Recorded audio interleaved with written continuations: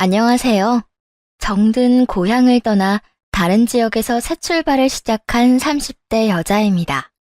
여러 사연을 들으며 문득 이혼할 때의 기억이 떠오르곤 하는데요. 이혼을 할 그 당시엔 결혼 생활을 유지하는 것보다 혼자 사는 것이 100배는 더 나은 선택이란 걸 누구보다 잘 알면서도 문득문득 겁이 나더군요. 그렇다고 해서 이혼 자체를 망설이거나 하진 않았습니다. 충분히 생각하고 내린 결정인 만큼 미련이나 후회란 감정은 전혀 없었으니까요. 그러면 도대체 어떤 일을 겪었기에 사연까지 보내 하소연을 하게 되었는지 이야기 한번 들어보실래요? 연애 시절 남편을 한마디로 설명하자면 착한 사람 그 자체였습니다. 그 선하고 착한 모습이 좋았고 그래서 결혼까지 하게 된 것이었는데 막상 결혼을 하고 나니 이 남자는 착한 것을 넘어 멍청하다는 생각이 들 정도로 남에게 싫다는 말 한마디를 못하는 사람이더군요. 한 번은 이런 적이 있었어요. 회사는 달라도 늘 함께 출근길에 나서곤 했는데 하루는 급한 일이 있다며 남편이 저보다 일찍 집을 나섰죠. 남편을 배웅하고 나서 마저 준비를 하고 집을 나오는데 남편이 엘리베이터 안에서 열린 버튼을 누른 채 발만 동동 구르고 있더라고요. 여보, 지금 뭐해? 급히 처리해야 할 일 있다고 먼저 나갔잖아. 왜 엘리베이터를 잡고 있어? 그게 옆집 사람을 우연히 만났는데 휴대전화를 두고 왔다면서 금방 나올 테니 엘리베이터 좀 잡아달라고 해서 기다리고 있었어. 뭐? 당신 나간 지가 언젠데 지금까지 그러고 있으면 어떡해. 이때껏 안 나오면 다른 일이 생겨서 더 늦나 보다 하고 당신 먼저 가면 되잖아. 조금만 더 하다가 이렇게 됐어.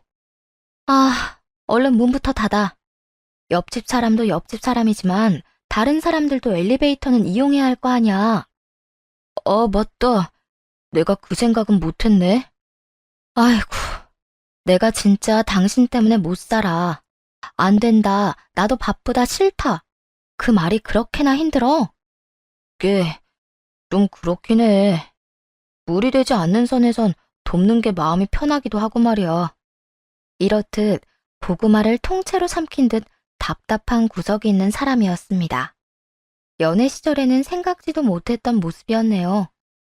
회사에서 보내는 시간을 제외하고는 늘 붙어 지내니 그제야 보이기 시작했던 것이었죠. 그런 남편이 답답하긴 했지만 남에게 피해를 주는 것은 아니니 될 수 있으면 잔소리는 하지 않으려 했습니다. 그런데 그렇게 참고 살다 보니 남에게 피해를 주진 않는데 제게 피해가 생기더라고요.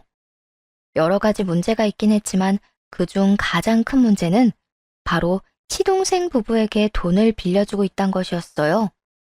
시동생은 남편의 하나뿐인 동생으로 집에선 아픈 손가락으로 여겨지고 있었어요. 결혼은 어떻게 하긴 했지만 생활력이라곤 전혀 없는 그런 사람이었습니다. 생활력이 없는 남자가 책임감이라곤 있을 리 없었고 그런 남편과 함께 사는 동서가 마땅한 직장도 없이 고군분투하는 모습이 안쓰럽긴 했었어요. 하지만 그렇다고 해서 제 남편이 그 집안까지 책임져야 한다는 생각은 전혀 해본 적이 없는데 남편은 저도 몰래 동서에게 돈을 빌려주고 있더라고요. 그 사실을 알게 된 건 우연히 남편과 월급 이야기를 하면서였어요. 당시 저흰 돈 관리도 따로 각자 적금도 따로 들며 일절 상관하지 않고 지냈거든요. 그런데 돈 이야기가 나오며 자연스럽게 대략적인 월급과 적금 규모, 주요 지출에 관해서 공유했죠. 지속적이진 않았지만 생활비가 늦어지기도 했고 못 보던 카드를 쓰는 것도 봤던 터라 겸사겸사 이야기를 나눠본 것이기도 했고요. 당신 적금은 들고 있어? 우리 돈 관리는 따로 해도 조금씩 적금은 꼭 들기로 했었잖아. 어? 그게 한동안 넣긴 했었는데 요즘에 여유가 없어서 못 모으고 있어. 어? 당신 월급이 나보다 많잖아. 난 부모님 용돈 조금 챙겨드리고 생활비 내고 내 용돈 빼놓고 적금 드니까 힘들진 않던데. 어디에다가 돈을 그렇게 쓰는 거야? 혹시 당신 주식 같은 거에? 아니, 그런 건 아닌데. 사실은 재수 씨가 돈을 좀 빌려가서 여유가 없네. 어? 동서가? 얼마나 빌려줬길래 그래? 거의 50만 원씩은 매달 빌려가고 부족하면 좀 더 말할 때도 있고 말이야. 뭐? 그러니까 매달 50만 원씩 빌려간다는 말이야? 그 돈을 갚기는 해? 아니, 나도 굳이 달라는 말한 적 없기도 하고 워낙 힘든 거 아니까. 달라고 하기도 그렇더라고. 그렇다고 안 빌려주기엔 내 마음이 불편하고 말이야. 시부모님들에게 용돈 준다는 이야기는 많이 들어봤어도 동생 와이프에게 생활비를 대주고 있다는 이야기는 처음이었죠. 그것도 서방님이 사정사정해서 빌려가는 것도 아니고 동서가 남편에게 직접 연락해 매달 돈을 뜯어가고 있다 하니 황당하더라고요. 거기에다 50만 원이 끝이 아니었고 부수적으로 10만 원씩, 20만 원씩 빌려간 금액도 적지 않은 금액이었더라고요. 시댁이나 저희나 부유한 것도 아니었고 지금 버는 돈으로 저희 앞날만 생각해도 넉넉하지 않은 살림인데 무슨 생각으로 돈을 퍼다 주고 있는 것인지 이해도 되지 않았네요. 지금 그걸 말이라고 해? 여보, 우리 형편도 그리 넉넉하지 않아. 지금 우리 형편엔 부모님들 챙기는 게 마지노선이라고. 그래서 당신 생활비 늦게 주거나 아예 못 주던 달도 있었던 거야? 동선에 도와주느라 그렇게 된 거 맞냐고. 음, 계획에 없던 현금이 나가게 되니까 나는 카드를 쓰게 되고 카드 쓰다 보니까 또 현금이 필요하고 월급 들어와서 급한 거 다 내고 나면 또 재수 씨가 돈 빌려달라고 하니까 악순환이 반복되더라고. 그러니까 지금 이 카드 저 카드 쓰면서 돌려막기도 한다는 거네? 어쩌려고 그래? 이러다 서방님네보다 우리가 더 큰일 날 수도 있다고. 나도 알긴 아는데 재수 씨가 힘들다고 부탁하는데 어떻게 안 된다고 해. 재수 씨가 저렇게 싫은 소리 하고 다니는 것도 다 내 동생 때문인데. 그렇게 생각하니까 차마 입이 안 떨어지더라. 내가 진짜 당신 때문에 미쳐. 아무리 사람이 착해도 안 되는 건 안 된다고 해야 할 거 아니야. 당신 마음 이해 못하는 건 아닌데 앞으로 안 된다고 딱 잘라 말해. 당신이 못할 것 같으면 내가 말할 테니까 지금 말해. 아니야. 내가 알아서 할게. 다른 건 몰라도 거짓말은 하지 않는 사람이라 믿었죠. 그런데 남편의 월급날을 기점으로 괜히 눈치를 보는 것이 어쩐지 수상하더라고요. 부르면 깜짝깜짝 놀라기도 하고 대화를 피한다는 느낌마저 들 때도 있었어요. 워낙 티나게 구니 모른 척하기도 힘들더군요. 그래서 남편이 도망가지 못하게 안방에 붙잡고 앉아 추궁을 하기 시작했습니다. 여보, 바른 대로 말해.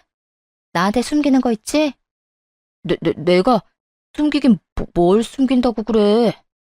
당신 하는 행동이 딱 나한테 숨기는 게 있는 사람이야. 그러니까 지금 내가 좋은 말로 물어볼 때 말해. 괜히 지금 숨기다가 나중에 들키면 그땐 진짜 수습하기 힘들어진다.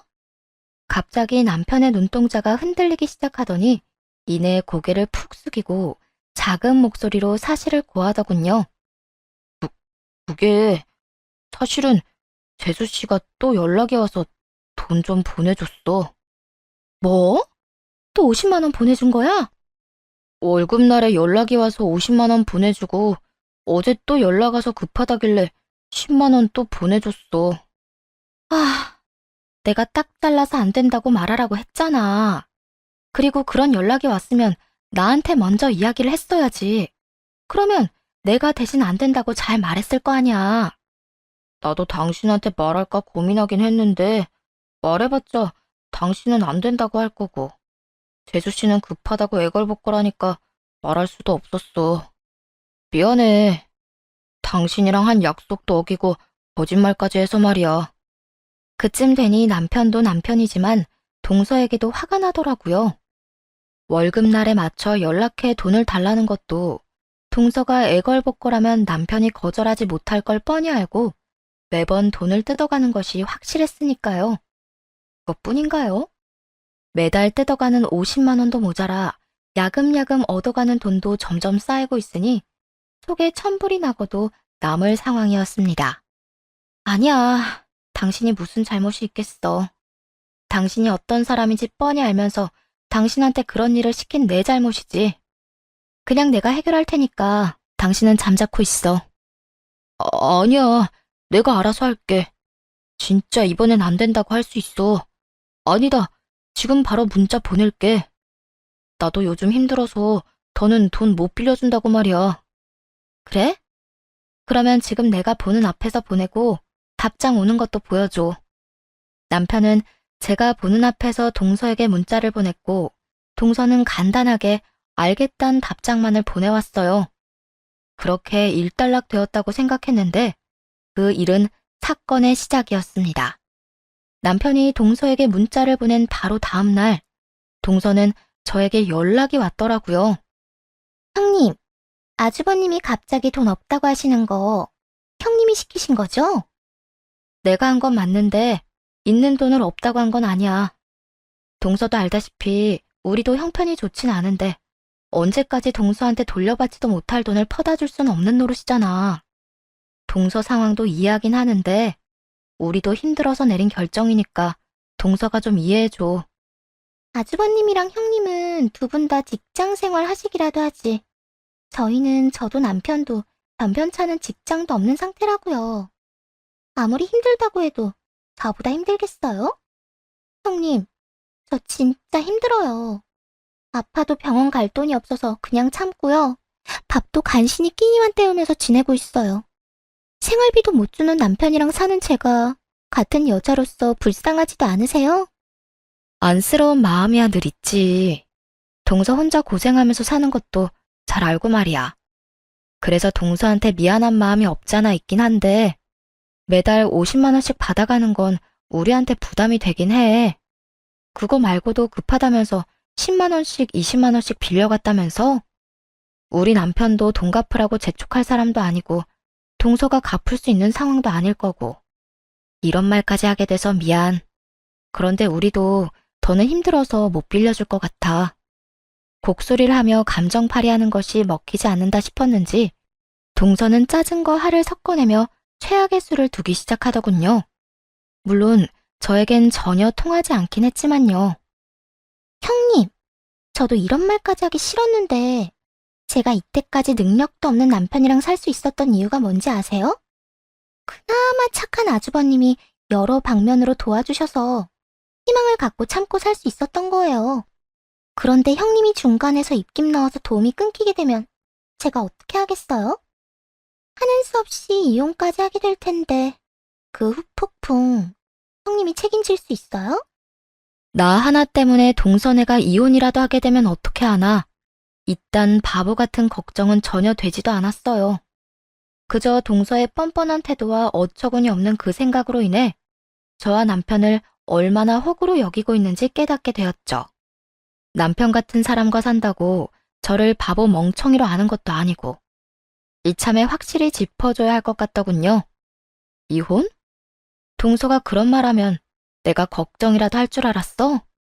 이혼을 해도 동서가, 이혼녀가 돼도 동서가 되는 건데 냉정하게 말하면 나하고는 아무 상관없는 일이잖아. 물론 내가 책임질 일도 아니고. 형님 이제 보니까 정말 모진 분이네요.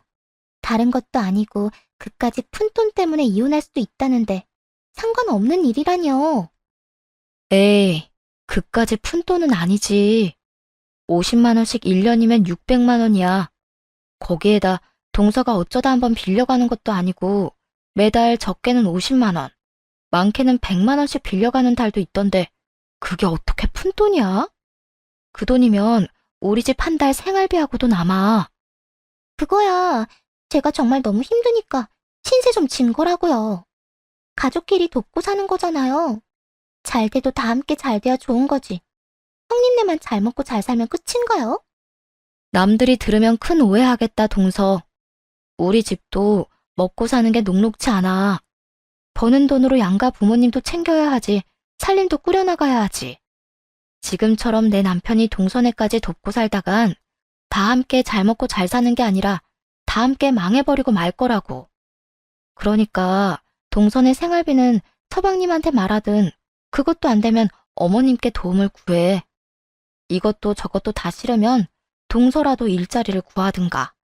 예전에야 임신할 거라고 일까지 그만둔 거였지만 지금 형편에 임신 계획할 리도 없을 거고 언제까지 두 사람 다 놀고 먹으면서 우리한테 생활비 뜯어갈 거야? 뜯어가다뇨. 엄연히 빌려간 거라고요. 빌린다는 말뜻을 몰라? 빌려갔으면 다시 돌려주는 것도 있어야 할 텐데 돌려주는 건 없이 계속 받아만 가고 있잖아. 내 입장에선 그걸 빌려줬다고 하기엔 힘들지 않을까? 하여튼 앞으로는 나한테나 우리 남편한테 따로 연락해서 돈 이야기 꺼내지 마. 우리도 해줄 만큼 했고 더는 힘드니까. 동서나 저나 기분이 상할 대로 상했지만 하는 수 없는 일이었습니다.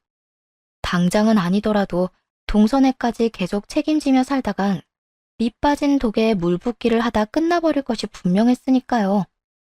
본전도 못 찾은 동서는 전화를 끊자마자 시모에게 연락해 하소연을 했고 그 화는 고스란히 제 몫이 되었습니다. 넌 무슨 애가 그렇게 냉정하니? 너희는 맞벌이라도 하지. 둘째네는 고정적인 수입이 없어서 먹고 사는 것도 힘든 지경이라는데 조금이라도 여유 있는 너희가 좀 도와주면 되잖아. 이때까진 잘만 도와주다가 갑자기 안 된다고 하는 이유가 도대체 뭐야? 이때까진 제가 몰랐으니까 그냥 넘어갈 수밖에 없었지만 제가 안 이상 더는 그 집까지 먹여 살릴 순 없어요. 동서한테는 이런 말까진 안 했는데 남편 보니까 이때껏 동서네 도와주느라 현금이 없으니 카드 긁고 그 카드값 갚을 돈을 또 동서가 달라고 하니 돌려막기나 하게 되고 지금 서방님네 도와주다 큰일 나게 생겼다고요. 누가 들어도 남 도울 상황이 아닌 것이 분명한데 시모는 콧방귀까지 끼며 대수롭지 않다는 듯 사태를 가볍게 치부하더군요. 다 해결할 수 있으니까 도와줬던 거겠지. 카드 돌려막기도 능력이 되니까 할 수 있는 거다. 내 들어보니까 별것도 아닌 일을 넌 왜 이렇게 호들갑을 떠는 게야? 둘째네 도와줘서 큰일 나는 게 아니라 네 호들갑 때문에 큰일이 나겠어. 하여튼 너희 집에서 도움 안 주면 당장 이혼하겠다고 둘째 난리 부리던데. 난 내 아들이 이혼당하고 혼자 사는 꼴은 못 본다. 당장 우리 장남한테 말해서 다시 둘째네 도와주라고 해. 그렇게 안쓰럽고 이혼하는 꼴이 보기 싫으면 어머님이 도와주세요. 저는 당장 제 코가 석자라 남편한테 그런 말은 못하니까요. 이런 몹쓸 것 같으니라고. 네가 그런 식으로 나오면 내가 물러설 것 같아? 두고 봐라. 상황이 누구 뜻대로 돌아가게 될지 말이다. 그간 먹고 살기 바빠 시댁 식구들과 이런 식으로 부딪힌 적이 없었던 터라 동서와 시모의 이런 비상식적인 반응이 꽤 당혹스럽더라고요. 둘이 피가 섞인 사이도 아닌데 모녀 사이처럼 똑같이 구는 꼴 역시 어이가 없기도 했죠. 시모와 동서가 아무리 모의작당을 한다 해도 그래도 당사자인 남편이 제 편이니 크게 신경 쓸 필요가 없을 거라 생각했는데 그게 아니었습니다.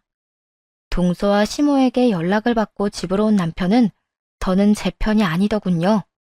저를 보자마자 화를 내기 시작하는데 남편의 그런 모습은 또 처음이라 말문이 다 막히더라고요. 여보, 재수씨 일은 내가 알아서 한다고 했었잖아. 당신이 시키는 대로 문자도 보내고 다신 돈도 못 준다고 했으면 됐지. 왜 재수씨하고 통화까지 한 거야? 그렇지 않아도 내 동생 때문에 힘든 사람 나도 도움 못 주게 돼서 미안해 죽겠는데. 그리고 우리 엄마하고도 통화했다면서? 괜히 걱정하게 왜 엉뚱한 말까지 다 한 거야. 당신은 당신밖에 몰라? 아니면 친정일 아니라고 이딴 식으로 해결을 본 거야? 남편의 말 그 어디에도 저에 대한 생각은 전혀 없더군요.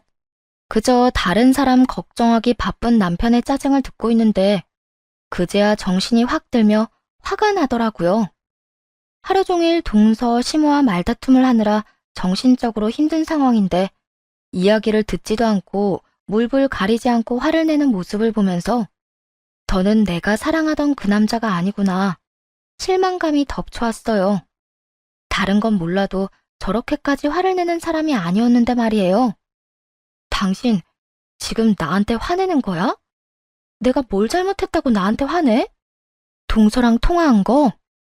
내가 먼저 전화 걸어서 뭐라고 한 것도 아니고 동서가 전화 와서 우는 소리 하길래 좋은 말로 우리도 힘들어서 안 된다고 했어.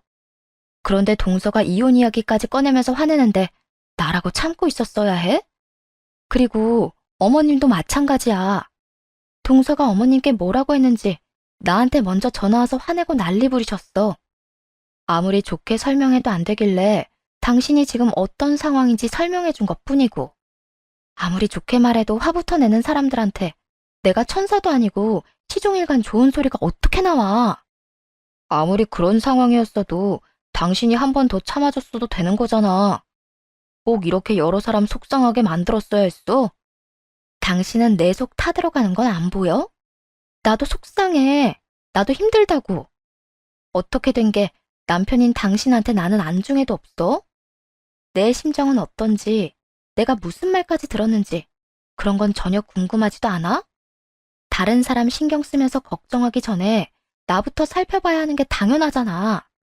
당신은 엄마나 재수 씨보단 강하고 살만하잖아. 두 사람 다 정신적으로 많이 힘든 사람들이야. 상황은 말할 것도 없고. 그런 사람들부터 걱정하는 건 당연하지. 당신도 가족이지만 엄마도 재수 씨도 내 가족이니까 말이야. 내가 강해? 살만해? 당신 눈엔 내가 그렇게 보여? 당신 대신 양갓집에 용돈 드리고 생활비까지 나 혼자 다 짊어지고 있는데 그게 살만해 보여? 그리고 가족? 그래, 엄연히 가족은 맞지. 그런데 당신이 가장 지켜야 할 가족은 나라고 나. 나는 당신이랑 우리 가정이 그 어떤 일보다 우선인데 왜 당신은 내가 가장 후순위일 수가 있어?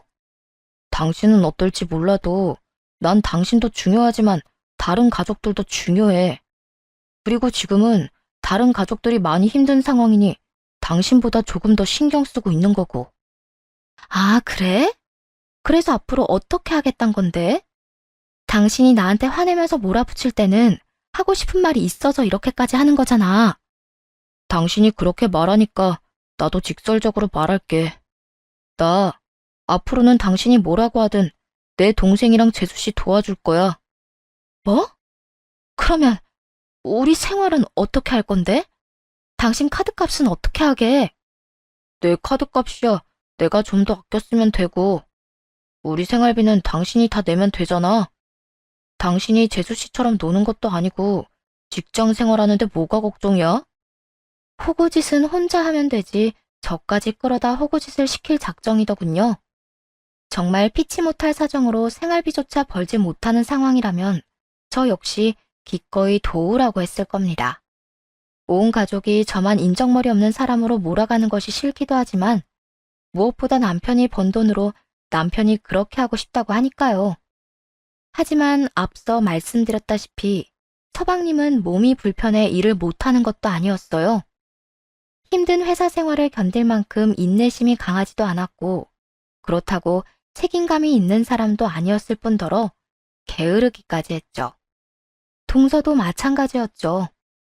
하다못해 단기 알바라도 구하면 급한 생활비는 벌 수 있는 상황이란 걸 모르진 않을 텐데 그저 놀고 먹으며 남편에게서 나오는 생활비만 바라고 있었으니 도와줄 생각이 전혀 들지 않는 것이 당연했습니다. 남편도 이런 사실을 전혀 모르진 않을 텐데 그저 불쌍하다며 저의 희생만 바라니 화가 났죠. 한심하기 짝이 없는 남편이 미워지기까지 하더군요. 난 나 혼자 우리 집 생활비 다 감당할 생각 없거든? 그러니까 나한테 그런 헛소리 할 시간에 당신 동생이나 동서한테 일자리 구해서 생활비라도 좀 벌었으라고 그래. 사지 멀쩡한 젊은 것들이 언제까지 놀고 먹을 거래? 하여튼 난 분명히 말했다. 앞으로 생활비 빼먹지 말고 넣어. 남편은 끝까지 대답하지 않았고 이렇게 부부싸움은 찝찝함을 남긴 채 끝이 났습니다. 그렇게 남편과 한바탕 하고 나니 화가 사그라지지 않더라고요. 다음날 전 동서내로 찾아갔고 그곳에서 더 화나는 모습을 보게 되었습니다. 동서는 물론이고 서방님 시모 남편까지 정답게 모여 앉아 하하호호 배달 음식을 시켜 먹고 있더라고요. 카드값도 제대로 갚아내지 못해서 시달리고 있는 주제에 한식, 중식, 일식 아주 종류별로 골고루도 시켜줬더군요. 주말 아침부터 말도 없이 나가더니 여기 와 있었어? 왜? 당신 없으면 이 사람들은 밥도 못 먹는 신세래? 이 사람들이라니, 당신 무슨 말을 그렇게 해? 그러면 지금 내 입에서 말이 곱게 나오게 생겼어? 나는 지금 생활비에 양가 부모님들 용돈까지 감당하느라 등골이 휘청하는데 당신이 여기서 이러고 있는 거 보고 내가 화가 안 나게 생겼냐고. 거기에다 당신이랑 나랑 싸운 건 기억도 안 나? 나랑 그렇게 심하게 싸워놓고선 여기서 하하호호 밥이 넘어간다니. 진짜 대단하다 대단해. 당신한테 내가 가족이긴 해? 내가 당신 부인이긴 하냐고. 아, 당신이랑 싸워서 나도 기분이 좋진 않았어. 그런데 내 기분이 안 좋다고 해서 가족들 모인 자리에서 굳은 표정으로 있을 수는 없잖아. 여기 시킨 음식들도 다들 어제 저녁도 못 먹었다고 해서 이것저것 시키다 보니까 이렇게 된 거야. 처음부터 당신만 빼놓고 먹으려고 작정하고 왔던 건 아니었으니까. 괜히 오해해서 분위기 망치지 말고 앉아서 당신도 먹어. 속이 없는 건지 생각이 없는 건지 그쯤 되니 구분도 되지 않았어요. 도끼 눈을 뜨고 보는 그 사람들과 더는 같은 자리에 있고 싶지도 않아서 다른 사람에게 경고하는 대신 남편 놈에게 말을 남기고선 그 자리를 나와버렸습니다. 앞으로 생활비는 무조건 반반에다가 어머님 댁 용돈은 당신이 드려. 당신 카드도 많이 쓴 것 같고 여유도 없는 것 같아서 어머님 용돈은 내가 드리려고 했었는데 지금 보니까 그럴 필요도 없겠네. 앞으로 난 우리 집 용돈만 챙기고 생활비도 딱 절반만 낼 거니까 그런 줄 알아. 그 말만 남기고 바로 집으로 돌아와 버렸고 남편 놈도 상황이 심각하단 걸 눈치채는지 불이 나게 쫓아왔더군요. 제 팔을 붙잡고 개거품을 물기 시작했지만 신경 쓰이지도 않았네요. 여보, 그게 무슨 말이야? 부모님 용돈은 이때껏 당신이 챙겼었잖아. 그런데 나한테 그걸 챙기라니. 당신 말대로 나 힘든 거 뻔히 알면서 꼭 그렇게까지 해야 했었어? 애초에 당신 부모님은 당신이 챙기기로 했던 거였잖아. 그런데 당신이 계속 깜빡하니까 내가 우리 부모님 챙기는 김에 같이 챙겨드린 거였고 일종의 내가 당신한테 호의를 베푼 거였는데 당신이 그딴 식으로 굴면 나라고 당신한테 계속 호의를 베풀 필요는 없잖아? 그러니까 앞으로는 당신이 알아서 해. 그리고 생활비 잊지 말고. 여보, 진짜 이럴 거야? 이럴 거야. 그러니까 좋은 말로 할 때 들었어야지. 이번에도 동선에 돕느라 생활비 안 주고 무시하면 당신이랑 이혼할 거니까 그런 줄 알아. 이제부터 나는 구경도 못하는 내 남편 돈으로 다른 사람들이 호의호식하는 꼴 못 보니까 이혼은 싫었는지 남편은 뒷말을 달진 않았고 생활비도 제 날짜에 통장으로 들어오더군요. 남편의 행동도 제가 알던 모습으로 돌아왔고 모든 것이 평소와 같았는데 여전히 느낌이 싸했습니다. 맞은 적도 없는 뒤통수가 얼얼하기도 하고 왜인지 남편의 행동이 수상하게 느껴지기도 했고요. 그런 찝찝한 기분이 드는 것엔 이유가 있을 거란 생각이 들어 홀린 듯이 남편의 휴대전화를 살펴보게 되었습니다. 제 촉이 맞더군요. 여전히 동서는 남편에게 생활비를 받아 쓰고 있었고 남편은 저에게 이런 사실을 숨겼던 것이었죠. 그것도 50만 원보다 큰 돈을 말이에요. 거기에다 늘 동서의 뒤에 숨어 아쉬운 소리를 직접 하지 않던 시동생까지 남편에게 우는 소리를 했는지 남편이 가게까지 차려줬더라고요. 아무리 생각해도 돈이 나올 만한 곳이 없는데 그렇게 큰 돈을 어디서 구했는지 수상했죠. 전 문자 메시지를 계속 살펴봤고 남편이 대출을 받았다는 사실을 알게 되었어요. 저에게는 눈꽃만큼도 발휘하지 않는 대단한 가족애를 동서 부부에게 아낌없이 퍼다붓고 있었더군요. 남편 스스로는 어떻게 생각할지는 모르나 제가 보기엔 그야말로 호구의 본보기였습니다. 그 모든 증거들을 휴대전화로 사진 찍어 남겨두곤 남편에게 이혼을 통보했어요. 우리 이혼하자. 뭐? 이혼? 나 생활비도 잘 주고 있잖아. 그런데 이혼은 무슨 이혼이야? 생활비? 잘 주고 있지. 그런데 그러면 뭐해? 당신 대출 받아서 서방님 가게 차려주고 그 가게 자리 잡을 때까지 두 사람 생활비에 용돈까지 주고 있는 거 모를 줄 알아? 그, 그걸 어떻게, 그 돈 그냥 준 거 아니고 빌려준 거야. 가게 자리만 잡으면 다 갚는다고 했어. 정말이야. 서방님이랑 동서가 그 돈을 갚든지 말든지 난 상관없어. 난 그저 당신이 내가 그렇게 싫다고 했는데도 또다시 나 몰래 그 큰 돈을 두 사람에게 줬다는 그 사실이 용서가 안 되는 거야. 나도 내 나름대로 생각이 다 있어서 그랬던 거야. 언제까지 내가 돈을 줄 수도 없는 노릇이고, 동생 말이 가게만 차려주면 정신 차리고 잘할 수 있다고 하잖아. 재수 씨도 따로 취업할 필요 없이 가게 같이 다니면서 부부가 같이 벌면 금방 일어설 수 있다고 했고. 그래서 나도 생각 많이 하다가 가게 차려준 거야. 당신한테 말할까 고민도 하긴 했었는데 내가 어떻게 당신한테 사실대로 다 말할 수 있었겠어? 고작 생활비 주는 걸로도 그 난리가 났었는데 내가 대출까지 받아서 가게 차려준다고 하면 더 큰 난리가 날 게 뻔하니까 하루 이틀 미루다 보니까 말할 타이밍을 놓치게 됐어. 그래. 눈물 없이 들을 수 없는 이야기 잘 들었고 이혼은 서둘러서 하자. 당신 이야기 들으니까 내가 이혼에 대한 확신이 더 강해졌거든. 내 이야기 똑바로 들은 거 맞아? 나도 앞으로 우리 가정을 위해 그랬던 거라니까. 동생 내가 먹고 살만해지면 내가 계속 도울 필요가 없으니까 그래서 그런 결정을 내린 거라고. 내 말은 다 알아듣고 이혼하자는 거 맞지? 그래, 다 알아들었어. 당신이 얼마나 그 사람들한테 호구지신하고 다녔는지 잘 들었으니까 나랑 이혼하고 남 눈치 볼 필요 없이 멍청한 짓 계속하고 다녀. 길고 긴 남편의 변명에도 제가 아무런 동요도 없자 남편은 설득을 포기했는지 도리어 큰 소리를 치기 시작했습니다. 호구? 멍청한 짓? 그래. 나도 내 돈으로 내 가족 돕는데 당신 눈치 보고 사는 것도 힘들어. 당신이 원하는 그 이혼 해! 하면 될 거 아니야. 그래. 그러니까 얼른 이혼하고 너 하고 싶은 대로 하고 살아. 나중에 돈 떨어지고 상황이 힘들어져도 나 찾아올 생각도 하지 말고. 나한테 이렇게 큰 소리 치던 이 순간을 영원히 잊지 말고 살아.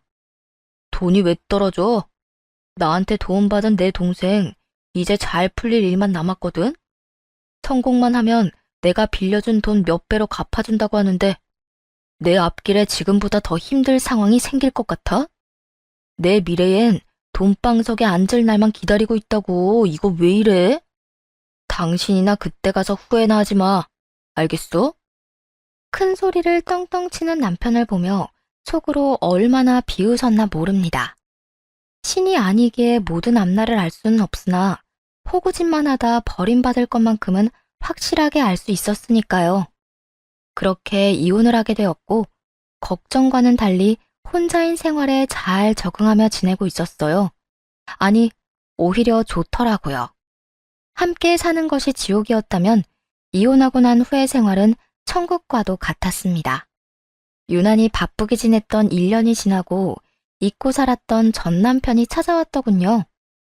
돈방석을 외치며 자신감 넘치던 모습과는 달리 한쪽 다리엔 깁스를 하고 있었는데 때가 꼬질꼬질한 것이 행색이 말도 못할 정도였어요.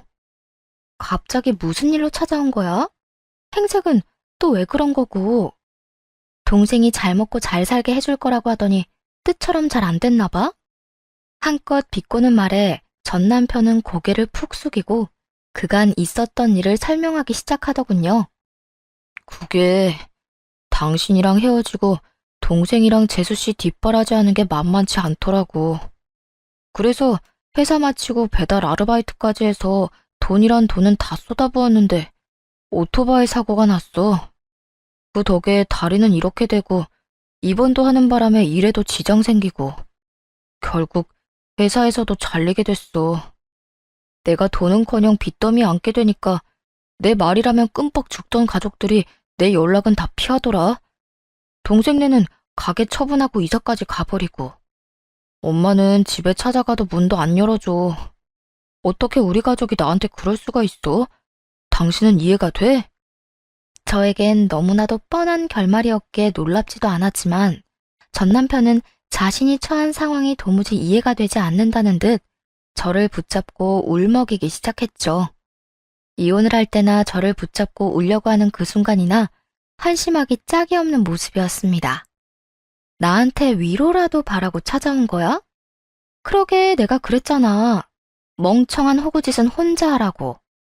그땐 나를 피도 눈물도 없는 사람 취급하더니 이제 와서 내 말이 맞는다 싶으니까 날 찾아온 거야?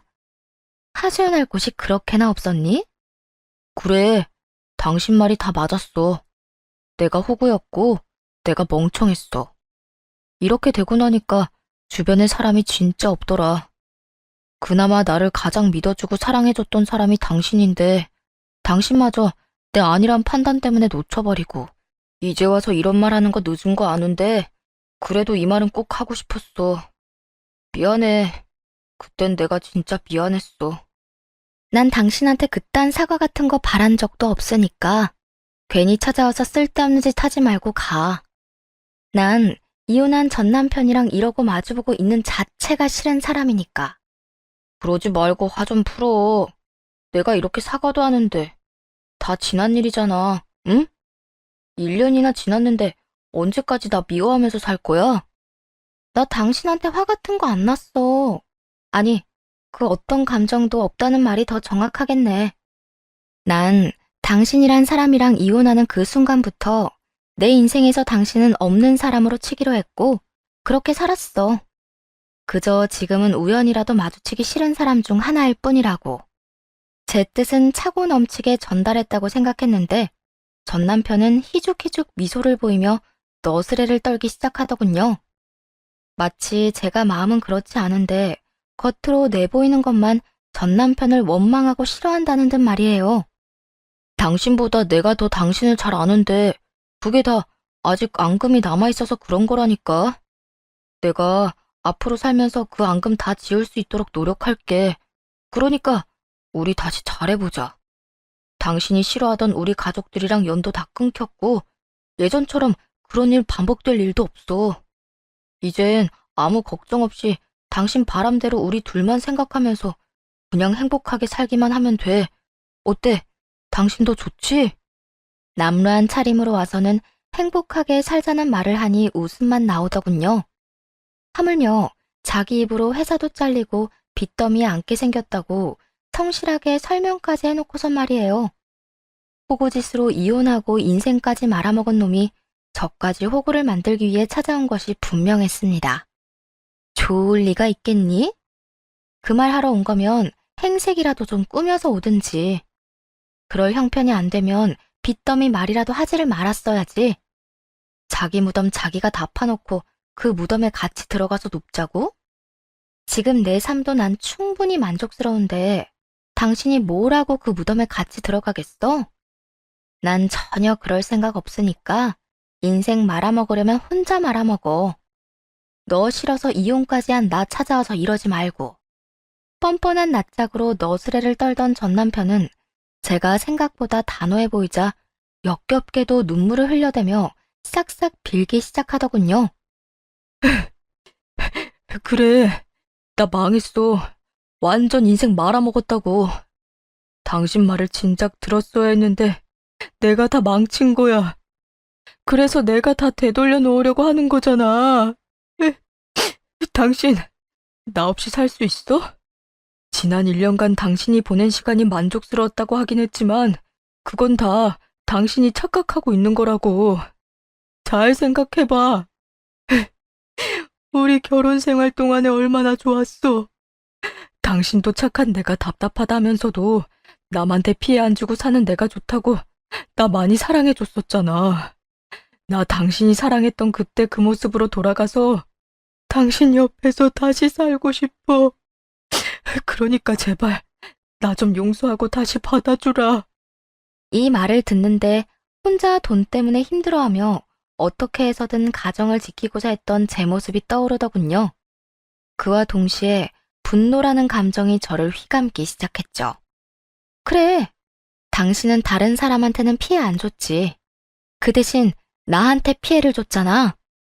다른 사람한테는 싫다는 말 한마디를 못해서 빚쟁이가 되어가면서도 나한테는 싫다, 내 마음대로 할 거라고 하면서 날 외면했던 거. 기억 안 나? 지금도 그래. 어떻게 날 찾아와? 어떻게 그 꼴로 날 찾아와서 다시 잘해보자는 말을 할 수가 있냐고. 당신은 그때나 지금이나 날 남보다도 못한 존재로 생각하는 게 분명해. 그렇지 않고서야 나한테 당신 옆에 있어달란 말은 할 수 없을 테니까. 그렇지 않아. 난 그저 이런 상황이 되고 나니까 당신만 생각나고 보고 싶어서 찾아왔던 것뿐이야. 그저 얼굴만 보려고 했는데 막상 보고 나니까 아직까지 이렇게 사랑하는데 왜 우리가 헤어져서 살아야 하나 이런 생각이 들어서 같이 살자는 말까지 나왔어. 그리고 내가 당장 오갈 데가 없기도 하고. 사랑? 당장 오갈 데도 없다는 사람이 사랑 타령이 하고 싶어? 하긴 거짓 사랑 타령이라도 해서 내 마음을 흔들고 싶긴 했겠다. 그래야 당신 식구들이 그랬던 것처럼 당신도 내 등에 빨대 꽂고 살 수 있었을 테니까 말이야. 그런데 어떻게 하지? 난 당신이 사랑을 골백 번 들먹여도 아무렇지도 않은데 그냥 당신 입에서 사랑 이야기가 나온다는 그 자체가 좀 역겨울 뿐이야. 그러니까 다신 내 앞에 나타나지도 마. 우린 이미 이혼했고 당신 바람처럼 될 가능성은 전혀 없으니까 말이야. 이혼할 땐 그렇게 단박에 뒤돌아서더니 상황이 급하긴 한 것인지 어떤 말을 해도 전 남편은 그 자리에서 꿈쩍도 하지 않고 울고불고 빌더라고요. 그 모습이 제 화를 더 돋우게 되었고 무릎을 꿇고 빌고 있는 전 남편의 목덜미를 잡아 끌어 내쫓아 버렸습니다. 내쫓긴 전 남편은 끝까지 포기하지 않고 문을 두드리며 고함까지 지르더군요. 내가 다 잘못했다니까. 나 진짜 반성하고 있어. 당신이 정 싫으면 쭉 같이 살자는 말은 하지 않을 테니까 내 다리 나을 때까지만 이 집에서 같이 좀 지내면 안 될까? 나 진짜 너무 아프고 힘들어서 그래. 내가 당신한테 하는 마지막 부탁이다 생각하고 조금만 지내게 해줘. 어? 결국 집 앞에서 난동을 부리는 전 남편을 경찰에 신고했고 전 남편은 경찰분들의 손에 끌려갔네요. 끝까지 고함을 지르며 말이에요. 전 남편의 한심한 꼴을 보고 나니 그놈의 식구들은 어떻게 지내는지 문득 궁금해지더군요. 그래서 여러 방면으로 그들이 어떻게 사는지 알아보았고 소식을 전해 들을 수 있었어요. 우선 잘 사는지 못 사는지부터 말씀드리자면 제대로 못 살고 있다고 하더군요. 전 시동생은 전 남편이 준 돈은 이미 다 날려먹은 지 오래고 술까지 입에 대며 페인처럼 지낸다고 해요. 그 모습을 곁에서 지켜보던 동서는 생활비가 없어 주부 대출까지 받으며 남편이 정신 차리길 기다리다가 결국은 버티지 못해 이혼하고 도망갔다고 하더라고요. 그리고 시모의 상황도 만만치 않았어요. 용돈이 끊기게 되자 노후 생각은 전혀 하지 않고 그간 모아뒀던 돈을 야금야금 써버렸다고 하더군요. 결국엔 그나마 남아있던 작은 집도 처분하고 그렇게 아끼던 두 아들이 빈대 붙을까 걱정이 되어 혼자 아무도 모르는 곳에 쪽방을 얻어 산다고 합니다. 처음부터 끝까지 돈 하나 때문에 가족이든 뭐든 다 배신하고 버리는 것이 누구 하나 다를 바가 없는 인간들이다 생각했네요. 물론 진작 이혼하길 잘했단 생각도 했고요. 그 후 전 남편은 찾아오지 않았고 3년이란 시간 동안 잘 지내고 있습니다. 회사는 이직을 한 상태인데요. 지역까지 옮기며 이직을 결정한 결정적인 계기는 바로 엄마 때문이었어요. 다 망해버린 전 남편과 전 시댁 식구들의 소식은 통쾌함을 가져다 주긴 했지만 어쩔 수 없이 못난 감정들이 자꾸만 저를 괴롭히더라고요. 원망, 질책, 분노 등 도움이 되지 않는 그런 감정들 말이죠. 거기에다 언제 또 회사나 집으로 찾아올지 모르는 그 사람들 때문에 조금의 불안감도 있긴 했습니다. 이런 제 상황을 눈치챈 엄마가 이런 말씀을 하시더라고요. 딸, 그러지 말고 다른 지역에서 회사 알아보는 건 어때? 너무 멀지도 않지만 그렇다고 해서 너무 가깝지도 않은 그런 곳 말이야. 그곳에서 새롭게 다시 시작한다고 생각하고 차근차근 다시 쌓아봐. 처음엔 물론 힘들겠지만 거기도 사람 사는 곳인데. 살다 보면 여기서 그렇게 지내는 것보다 더 좋지 않겠어? 너만 괜찮다면 우리도 너 따라서 이사해도 괜찮고 말이야. 아니야. 괜히 나 때문에 엄마 아빠까지 고향 떠날 필요는 없고 이직이나 이사 한번 고민해 볼게. 그래, 잘 고민해봐. 네 인생이니까 네가 하고 싶은 대로 하는 게 맞긴 한데 엄마가 걱정되어서 그래. 이혼이 보통 일도 아니고. 하물며 전 남편이 그 모양 그 꼴이 돼서 찾아오기까지 했으니 너도 여러모로 걱정되고 신경 쓸 거 아니야. 그러니까 잘 고민해보고 만약에 엄마 뜻대로 할 거면 여기에서 있었던 일은 여기 이곳에 다 두고 떠나. 우리 딸이 이혼 따윈 떨쳐버리고 홀가분하게 훨훨 날아갔으면 좋겠어, 이 엄마는. 결국 고민 끝에 이직을 하며 이사를 하게 되었네요. 고민한 순간들이 아까울 만큼 행복하게 지내고 있습니다. 우선 이직한 회사에서 2년차 때 진급을 하게 되었고요. 다행히 마음 맞는 동료들도 많이 생겨 회사에서 받는 스트레스도 적은 편이에요. 요즘엔 취미로 가죽 공예를 배우고 있는 중인데요. 망치질도 해야 하고 바느질도 힘들긴 하지만 적성에 맞는 것 같아 자격증반까지 도전해볼 생각이에요. 추후 회사를 그만두고 나면 작은 공방을 차리고 싶은 마음도 있긴 해서요. 미래를 위한 투자이기도 하죠.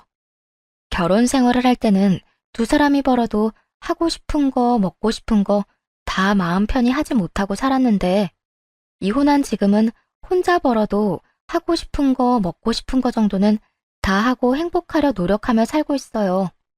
인생 뭐 별거 있겠어요?